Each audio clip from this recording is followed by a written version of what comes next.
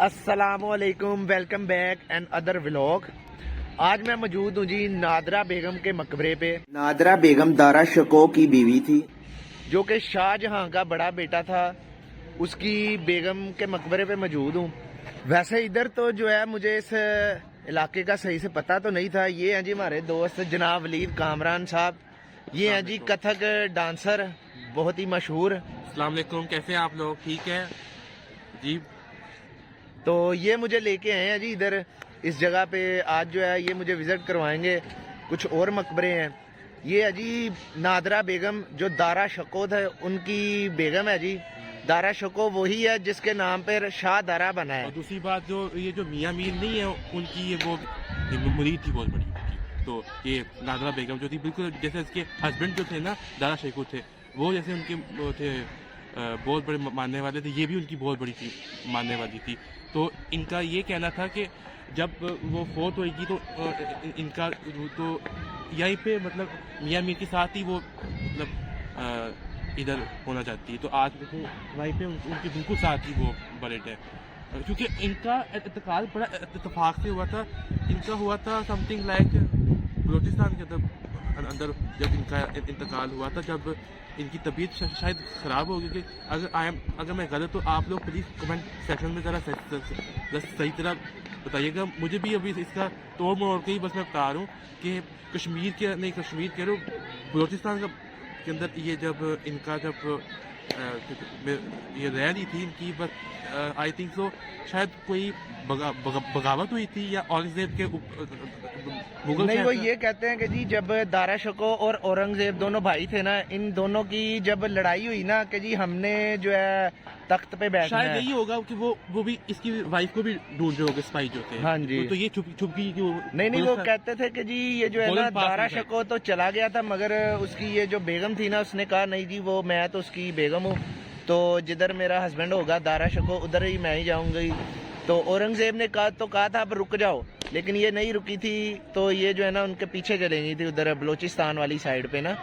तो फिर रास्ते में ही इनकी मौत हो गई थी। तो फिर ये हजरत मियाँ मीर के मानने वाले थे। तबीयत भी उसकी तो खराब थी, क्योंकि उसको क्या पता नहीं उसको क्या था, लेकिन उसको कैंसर था क्या था, क्योंकि ये उस हादसे से कोई ताल्लुक नहीं है। ये शायद उसके टेंशन में आके उसको शायद बुखार बीमार हो गई होगी। सही। और कोई वजह नहीं होगा। जो क्योंकि अब असल में क्या हुआ है, ये तो हिस्ट्री बेहतर जानती है। लेकिन हम तो वैसे ही अंदाजे लगा सकते हैं। लेकिन फैक्ट ये है कि ये उनकी मानने वाली थी। इनका मकबरा भी आपको अंदर से दिखाता हूँ, और इस मकबरे के मुतालिक आपको डिटेल भी बताता हूँ कि जी इस मकबरे को भी औरंगजेब आलमगीर ने ही तमीर करवाया था। ये देखें जी, ये है जी सामने मकबरा। ये इसका दाखिली दरवाजा है जी मकबरे का। ये देखें जी, फ्रेस्को वर्क ऊपर वाले हिस्से पे तो काफी अच्छा है। और अगर बात की जाए ये वाले इस बड़े सारे ग्राउंड की, तो ये किसी दौर में जो है ना, ये पानी का तालाब हुआ करता था, और ये पानी के तालाब के सेंटर में ये मकबरा बनाया गया था। ये देखिए जी, अब चलते हैं जी मकबरे के अंदर से भी आपको मकबरा भी दिखाते हैं और ये कब्र भी दिखाते हैं जी नादरा बेगम की। ये सीढ़ियां देखे ना, अभी तक वैसे की वैसी हैं, अपनी असल हालत में है। देखें जी, और ये सामने है जी नादरा बेगम की आखिरी आरामगाह, यानी कि उनकी कब्र है जी। ये देखें जी,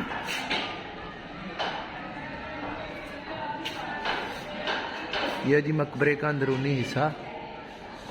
फ्रेस्को वर्क अभी भी जो है अपनी असल हालत में कायम दायम है। या ये कह सकते हैं कि जी वक्त के साथ साथ जो है इस फ्रेस्को वर्क के ऊपर काम वगैरह होता रहा है, तो इसीलिए ये जो है ना अपनी सही हालत में अभी तक मौजूद है। मगर कुछ एक मकामात पे जो है ना वो डल हो गया है, यानी कि जो है ना कमज़ोर हो गया है। उसका कलर जो है ना फीके हो गए हैं फ्रेस्को वर्क के, जिसमें ये वाला हिस्सा है।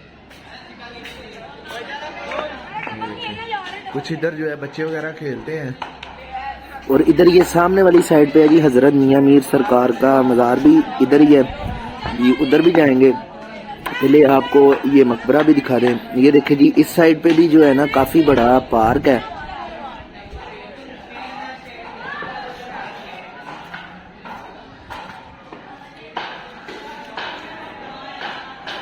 ये इन्होंने पता नहीं किस लिए बनाए होंगे ये। और अगर इस साइड पे देखा जाए तो बच्चों के खेलने के लिए झूले वगैरह भी हैं और ये गुजरने के लिए ब्रिज एक बनाया हुआ है और इस ब्रिज के नीचे से पानी गुजरता होगा, दोनों साइडों पे पानी क्रॉसिंग होती होगी।